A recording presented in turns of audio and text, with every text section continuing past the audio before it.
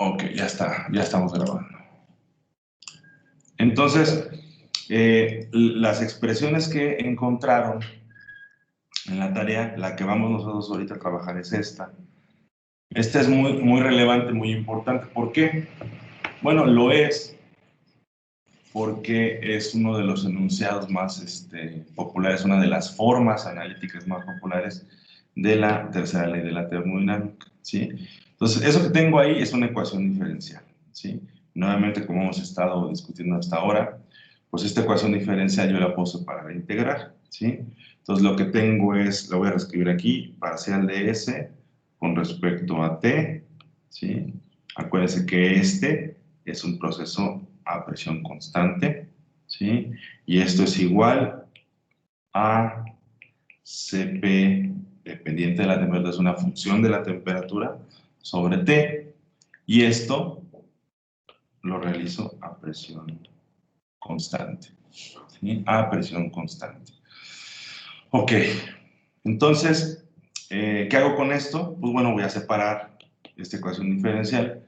Lo que tengo es, de un lado, la diferencial de S, y del otro lado tengo Cp por T, ¿sí? De T. Esto es a presión constante.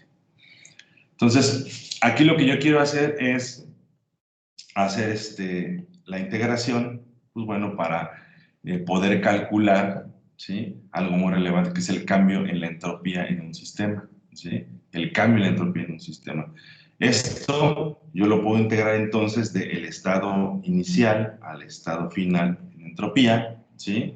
Y esto tiene que ver con, en ese estado inicial, qué temperatura tenía mi sistema, y en ese estado final, qué temperatura tenía mi sistema, ¿sí? Entonces, vamos a hacer esta integración, ¿sí? Lo que tengo es pues, la integral aquí de este lado, pues me queda nada más que S evaluado de 1 a 2, ¿sí? Esto es igual a la integral de T1 en T2, Cp función de T sobre T diferencial de T. Ahora, de esto que tengo aquí, yo lo que tengo pues es un intervalo, una delta de entropías, que es esto que está aquí, ¿sí? Entonces esto sería S evaluado en el límite pues, superior, ¿sí? Y el límite superior está relacionado con la temperatura 2, ¿sí? Entonces la entropía en este punto es una función de la temperatura 2, menos S como función de la temperatura 1, y esto es igual a otra vez de T1 a T2 Cp en T sobre T de T. ¿Sí? Entonces, bueno, esto que tengo aquí, pues es una delta S. ¿Sí? Fíjense, ¿cómo averiguo yo un cambio entrópico en un sistema? Es lo bonito de pues de esta ecuación, ¿sí? La delta S la evalúo integrando en un intervalo de temperaturas, ¿sí? La capacidad calorífica a presión constante sobre la temperatura, ¿sí? Así evalúo yo mis sistemas, ¿sí? Entonces, una reacción química es susceptible a calcular ese cambio en la entropía, porque tengo, como les decía de mala broma, un entropiómetro, ¿no? ¿Sí? Porque yo puedo calcular propiedades macroscópicas, medir propiedades macroscópicas como las capacidades caloríficas, esos CPs, y con esta operación, con esta ecuación, yo puedo, por lo tanto, pues inferir o calcular el cambio en la entropía, ¿sí? Ustedes pueden encontrar en tablas cambios entrópicos estándares, ¿no?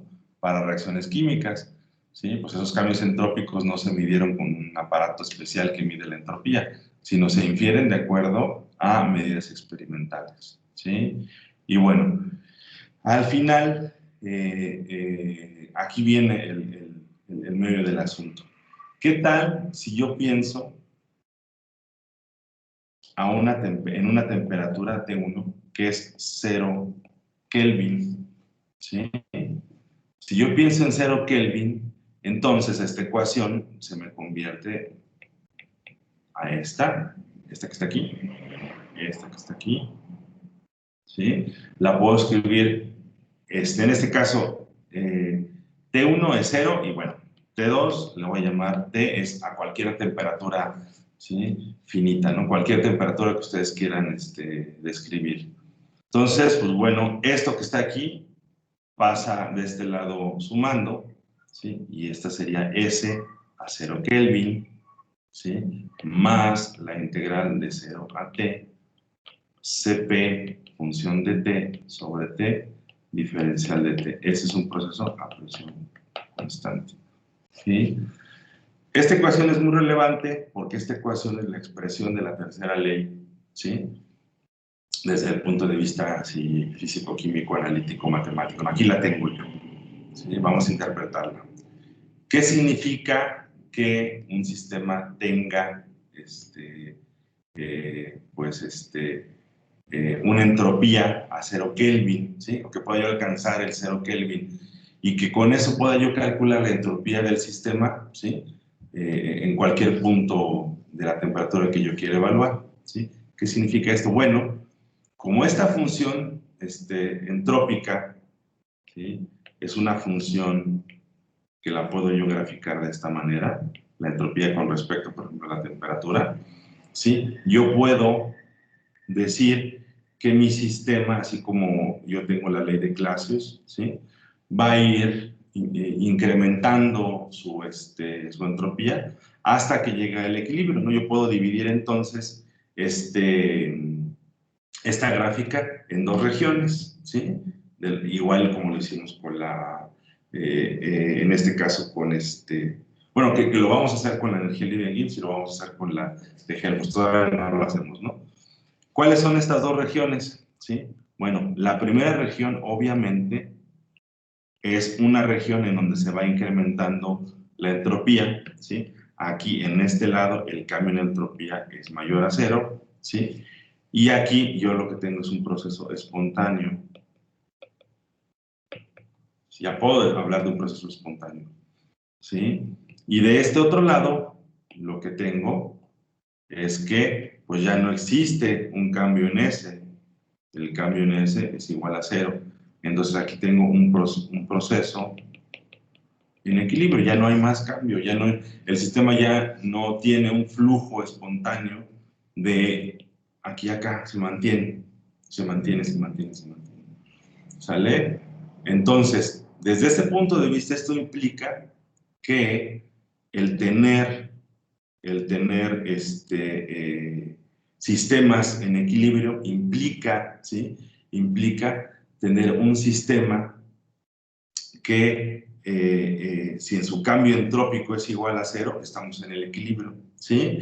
Esto no significa, colegas, que la entropía sea igual a 0, ¿sí? Sino ds es igual a 0. Entonces no confundamos, pues, ¿no? ¿Sí? Ahora, eso sí, ¿sí? Eso sí, para un sistema que va perdiendo y perdiendo y perdiendo y perdiendo entropía, ¿sí? Si yo llego a un sistema en donde la entropía, ¿sí? Va a llegar a 0, esto implica que mi temperatura sea igual a 0 Kelvin, ¿sí?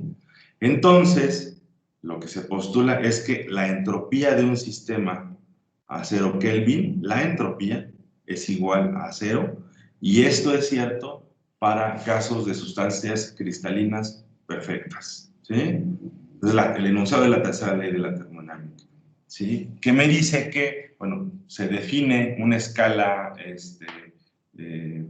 termométrica, pero desde un punto de vista mucho más formal. Yo puedo llegar a la idea, al concepto de los 0 Kelvin. Ahora, desde el punto de vista práctico, pues bueno, yo no puedo tener un sistema cristalino perfecto, ¿sí? Entonces, no puedo tener un sistema cristalino perfecto. Los cristales tienen errores, tienen vacancias, tienen,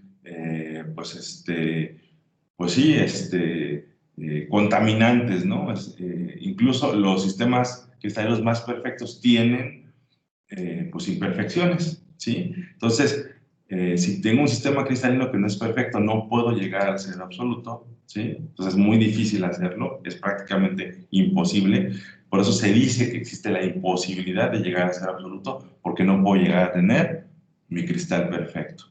Hay experimentos, hay mediciones, hay pues incluso publicaciones que hablan que han llegado a medir temperaturas negativas, ¿sí? Menos lo que sea Kelvin, ¿no? Y seguramente, bueno, ya son cosas un poquito más exóticas, ¿sí? Que tienen que ver con, pues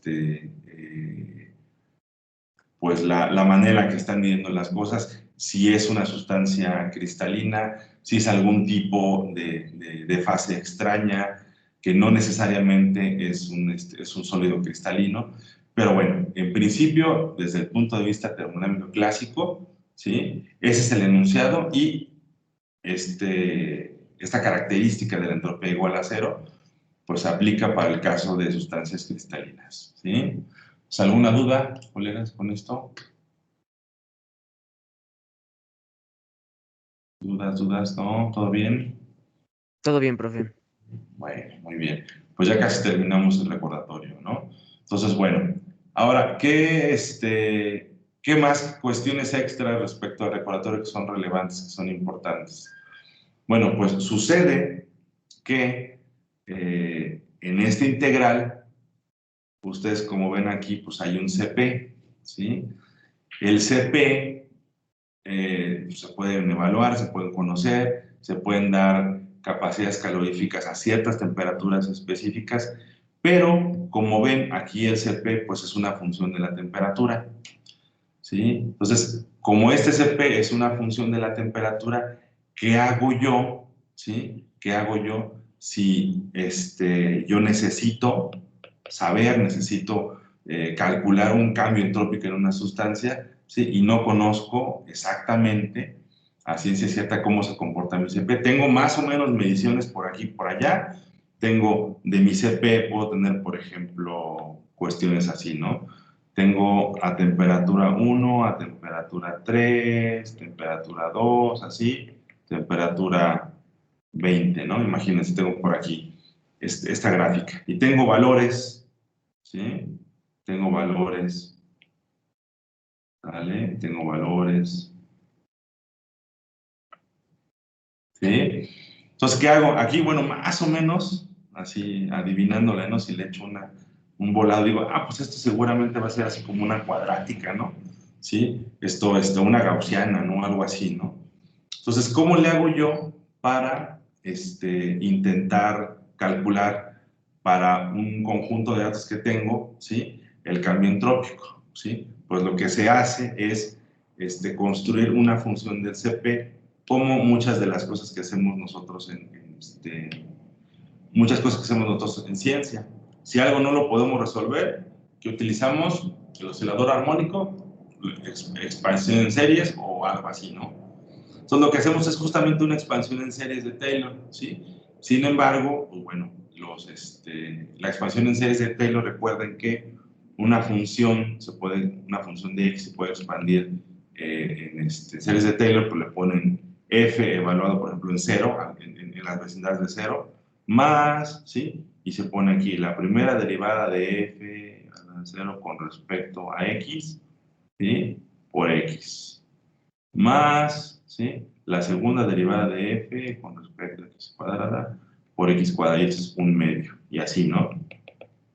De hecho, la fórmula general es 1 entre n factorial, la enésima derivada de f con respecto a n por x a la n, ¿no? Más. Así va, ¿no? Y, bueno, nosotros nos podemos ahorrar el asunto de las derivadas y decir, bueno, pues aquí yo voy a ponerle a estas derivadas que tengo aquí, pues coeficientes. Son los coeficientes, son simplemente derivadas, son números, es la pendiente, ¿no? En un sitio particular. Entonces, mi CP lo puedo escribir de acuerdo a esto, pues como un polinomio, ¿no? A, ¿sí? Que es realmente la derivada del CP con respecto a, en este caso, la temperatura en un punto particular, más B por T, que es la variable, ¿sí? La temperatura es la variable con la que yo quiero describir CP, más, ¿sí? BT más C por T cuadrada, etcétera, ¿sí? Etcétera, etcétera. ¿Sí? Ahora, lo que yo hago, entonces, ¿sí? Es incluir esta expresión del CP, la voy a meter a esta expresión que está aquí, cuando yo quiero evaluar mi cambio entrópico, ¿sale? Bueno, entonces lo que yo tengo es la delta S, ¿sí? El cambio en la entropía pues es igual, ¿sale? A la integral de T1 a T2, ¿sí? Esos son los límites inferiores y superiores. Aquí tengo CP entre T, diferencial de T, y bueno, voy a sustituir esto aquí, ¿no? Entonces, delta S de T es igual a la integral de T1 a T2, y tengo aquí pues A más BT más C por T cuadrada, ¿sí? Así lo voy a dejar, voy a truncar la serie a segundo orden, ¿sale? Esto entre T, diferencial de T. Entonces, bueno, pues yo puedo evaluar las expresiones. Entonces, delta S de T, ¿sí? Pues es igual a la integral de T1 a T2, ¿sí? ¿De quién? Pues de A sobre T, ¿sí? Aquí se va, en este caso, T más B, ¿sí? Aquí se me va nada más 1, más C por T, y todo esto integrado en dt. Entonces, bueno, término a término, esto se me convierte pues en varias integrales, ¿no? De T1 a T2, ¿sí? A por dt en T, más la integral T1, T2, B de T, más la integral de T1 a T2, ¿sí? Esto sería C por T de T. ¿Vale? Bueno, y si tengo más términos del CP, pues ahí van, ¿no? A continuación. Entonces, pues bueno, evidentemente para casos especiales, yo sé quién es A, B, C, etcétera. Estos se conocen, se pueden conocer para algunos sistemas, ¿sí? Yo puedo sustituir estos aquí, ¿no? Entonces, bueno, pues bueno, esta constante sale de esta integración, ¿sí? Y tengo A veces logaritmo natural de T, de T1 a T2, ¿sí?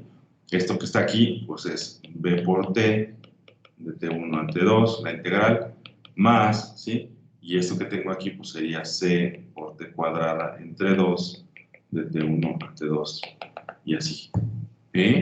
Así es como nosotros, pues de manera un poquito conectada con el mundo real, puedo yo evaluar una capacidad calorífica, ¿sí? Eso es lo que se intenta. Entonces, ¿dudas hasta aquí? ¿Todo bien? Todo bien, profe. Muy bien, colegas. Pues bueno, entonces, pues ya hemos terminado con el recordatorio, así nos echamos un curso rapidísimo, recordatorio de la termodinámica. Y pues bueno, hay cosas importantes, relevantes, que nada más son como con fin informativo, ¿no? Fíjense que la termoestadística, ¿sí? Que no vamos a ver termoestadística aquí, pero la termoestadística me ayuda a entender pues la naturaleza de la naturaleza molecular, la naturaleza microscópica de estas funciones termodinámicas, ¿sí? Entonces, fíjense que yo puedo, y bueno, de hecho Boltzmann lo hizo, escribir una ecuación que me relaciona de cierta manera la entropía, ¿sí? La entropía con el grado de degeneración, ¿sí? El grado de degeneración implica de qué manera muchos sistemas pueden estar con la misma energía, ¿sí? Y eso es mediante esta ecuación, S es igual a K, logaritmo natural de omega. ¿sí? En este caso, omega tiene que ver justamente con el número de sistemas en este pedazo gigante de materia que pues tienen energía idéntica entre ellos, ¿no? ¿Sí? Entonces habla de la degeneración. La degeneración en química, la degeneración en química cuántica, la degeneración en fisicoquímica, tiene que ver con sistemas que tienen energía idéntica, ¿sí? Dos sistemas diferentes que tienen energía idéntica, es la degeneración, ¿no? No es otro tipo de degeneraciones. Es bien interesante que este concepto de que la entropía es una medida de los grados de libertad, ¿sí? Que es así como lo establecimos en esta clase, tiene que ver justamente, ¿sí?, con la manera en la que se puede distribuir, ¿sí?, en este caso, un pedazo de materia, todos los conjuntos de sistemas y pueden acceder a estados energéticos parecidos, similares o iguales, ¿sí? Eso es muy interesante. Seguramente la gente que esté interesada en continuar en este rollo de la fisicoquímica en su vida profesional se va a topar mucho con este tipo de ecuaciones, con la termoestadística y esto es pues súper relevante en química, ¿sí? Lo que sigue es hablar justamente de las condiciones de equilibrio, las condiciones de espontaneidad, ¿sí? Así es como vamos a iniciar la próxima clase, ¿sí? Ahorita nada más les quiero recordar lo que hemos estado analizando y viendo hasta ahorita. Les quiero recordar que al principio pues, se definieron conceptos como energía interna, como entalpía, y no pudimos evitar pensar, ¿sí?, que bueno, que la entalpía, por ejemplo, podía decir algo de la espontaneidad de un proceso químico. Ya vimos que no, ¿sí? Que no dice muchas cosas con respecto al calor que un sistema puede ganar o puede perder, ¿sí? Sin embargo, no te dice cosas respecto de si un sistema puede o no evolucionar de manera espontánea, ¿sí? Entonces, el sistema que evoluciona de manera espontánea, ¿sí?, lo vimos en el caso muy sencillito, que es el sistema en donde tenemos pues un sistema aislado, ¿sí? Me voy a subir para que lo recordemos, ¿sí? Este sistema aislado, ¿sí?, en donde vimos que el calor fluye de un lado del sistema a otro, ¿sí? Tengo una barrera, ¿sí?, ahí que divide este sistema en dos subsistemas pequeñitos, y ese flujo que es natural, ¿sí?, está caracterizado por un incremento en la entropía, ¿sí? ¿De qué manera se incrementa la entropía? En la dirección en la que fluye de manera espontánea el calor. Lo vimos con este ejemplo muy interesante, muy sencillito, ¿sí?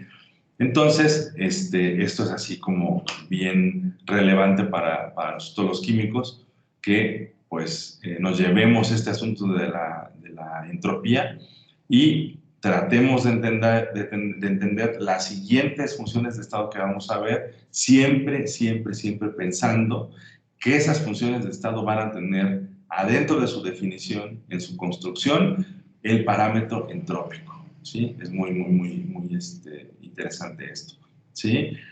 Y bueno, importante, la espontaneidad, por ejemplo, significa que un sistema quiere ir de un sitio a otro, ¿sí? Bueno, ya sé que soy como el abogado del diablo, ¿no? Entonces, aquí tenemos al diamante y aquí tenemos al grafito. No, pero eso es en cuanto a G, perdón, ¿eh? Esto es en cuanto a G. Y todavía no vemos energía libre de X, al revés, ¿sí? Tengo aquí al grafito y tengo aquí al diamante. Ya luego cuando veamos la energía libre de X vamos a ver que están justamente al revés, ¿no? Entonces, ¿qué me dice mi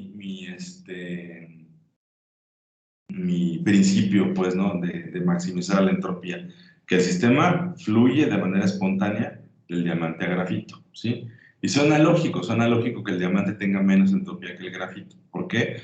Pues porque la red cristalina es así súper ordenada en el diamante, y en el grafito no lo es así. El grafito pues, es una red mucho menos organizada, ¿sí? Hay capas de grafeno, incluso hay errores, hay vacancias, hay un montón de cosas, ¿no?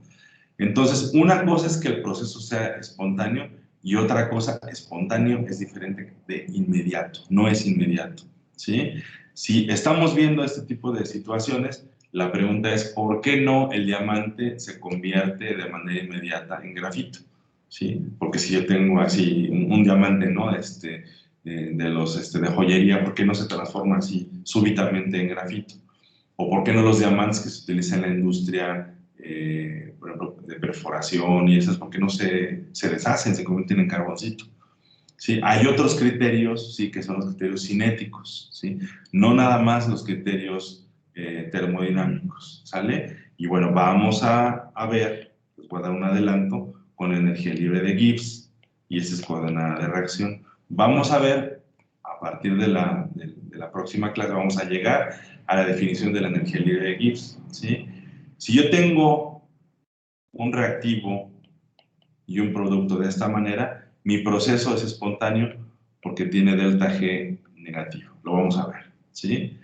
Fíjense que yo lo que tengo aquí es justamente el diamante y el grafito, aquí. ¿Por qué no entonces, como les digo, se desaparece el diamante y se transforma en grafito? ¿Sí? Hay otros criterios. ¿Cuáles son esos criterios? Ese criterio es muy importante y se llama energía de activación, ¿sí? Yo tengo una energía de activación aquí para la transformación del diamante al grafito, que suele ser, que es extremadamente alta, que es gigante, ¿sí? Entonces, la estabilidad cinética es una cosa diferente a la espontaneidad termodinámica, ¿sí? Esto, el asunto de las barreras energéticas y de la velocidad de transformación, que es la velocidad de reacción, la van a ver en el siguiente curso, que es la Físico-Química 3, que es la cinética química, que está súper interesante también. Y bueno, si se les antoja y si quieren, por ahí a lo mejor nos topamos en cinética química avanzada, ¿no? Que yo doy esa materia, ¿no? Entonces, está bien interesante esto, espero que los haya pues, conmovido, atraído, y pues vamos a arrancarnos a partir de la próxima clase con eso. Cuestiones que vale la pena preguntarse, cuestiones bien interesantes que vale la pena preguntarse, son las siguientes, ya cuando pues, estas preguntas que les voy a hacer seguramente que las vamos a poder responder fácil cuando pues, terminemos el curso, incluso antes, ¿no? ¿Por qué sucede que cuando yo meto un líquido al congelador, ¿sí? Y se me ocurre, ¿no? Meter ese líquido confinado, por ejemplo, en una botella, ¿sí? De vidrio o en una lata de aluminio, ¿por qué se me hincha? ¿Qué está pasando ahí? ¿Sí? Pregunta, ¿sí? Pues bueno, se está expandiendo el líquido, pero ¿por qué es eso? Sí, se supone que cuando yo bajo la temperatura, ¿sí? Si tengo un vapor, bajo la temperatura tengo un líquido, tiene menos volumen molar, ¿sí? ¿Por qué un líquido, en este caso el agua, ¿sí? Si yo sigo bajando la temperatura, en lugar de disminuir el volumen, se incrementa? ¿Qué está pasando ahí? ¿Sí? Está súper loco. Eso está como bien extraño, ¿no? Bueno, vamos a ver que el agua es un bicho raro, porque la mayoría de los líquidos cumplen con esta idea de que conforme yo voy incrementando la temperatura, mi líquido se va expandiendo, como la voy incrementando, se convierte en un vapor, y si sigo incrementando la temperatura, si ese vapor pues, se va haciendo cada vez más mayor en volumen, se van expandiendo, ¿sí? ¿Vale? La mayoría de los líquidos son así. La mayoría de los líquidos, conforme yo voy disminuyendo la temperatura del líquido, se va haciendo pues, más ordenado el asunto. Y al final, cuando se congelan, cuando llega a su punto de fusión, pues lo que tengo es un volumen molar más pequeño, ¿sí? Y otra pregunta relevante y muy interesante es, ¿por qué? Bueno, ustedes llegan a la cocina y ponen un una olla con agua y pues le prenden y empiezan a experimentar que se eleva la temperatura, revisan el sistema, le pueden estar midiendo la temperatura y bueno, cuando llega cerca de 100 grados centígrados empieza a ebullir así muchísimo y si se les olvida, eventualmente, pues ya no tienen agua, ¿no? Se les evaporó, ¿sí? Dice, bueno, eso se puede entender, ¿no? ¿Por qué? Pues porque en este caso yo sé que el proceso de ebullición, ¿sí? Me hace que se me transforme, en este caso, un estado de la materia que es el líquido en un gas, y pues el gas se va, ¿no? Es lo que yo pienso. Cuando llueve y ustedes ven un charco en la calle, lo ven en la mañana, ¿sí? Se van a la escuela, regresan y ya lo ven un poquito más pequeño y al siguiente día ya no está, ¿sí? ¿A poco el agua del charco hirvió para que se evapore? No, ¿verdad? O sea, no hay un proceso de ebullición. Entonces, ¿por qué se está evaporando el charco de agua? O sea, ¿por qué se evaporó si no está hirviendo el agua que tiene ese charco? ¿Sí? Pues bueno, pues es súper interesante en esta materia, en este curso, justamente vamos a dar respuesta a esas preguntas bien interesantes, ¿no? Hay un montón de razones microscópicas, nosotros vamos a ir sobre las razones macroscópicas termodinámicas y las vamos a utilizar para establecer conceptos bien interesantes de equilibrio de fases, de equilibrio químico y todo eso, pues bueno, nos va a ayudar a entender pues, literalmente el mundo y el universo en el que estamos inmersos, ¿no? Entonces, pues bueno, no sé si tienen alguna duda. ¿Todo bien? Todo en orden, profe. Todo en orden, todavía no salen. Bueno, pues ahí les encargo que esto que vimos son los capítulos primeros del Castellan. Creo que del capítulo, creo que es del 6 al 9, déjenme ver. ¿Dónde está el libro? Ahí está. Déjenme ver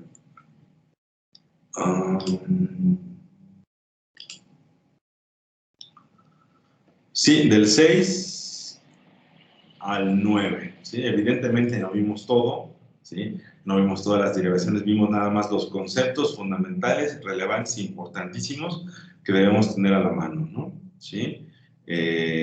Pues les recomiendo que les echen una revisada, una leída, ¿sí? Que tengan fresquito esto porque el examen del día martes va a ser pues, muy sencillo pero muy rápido.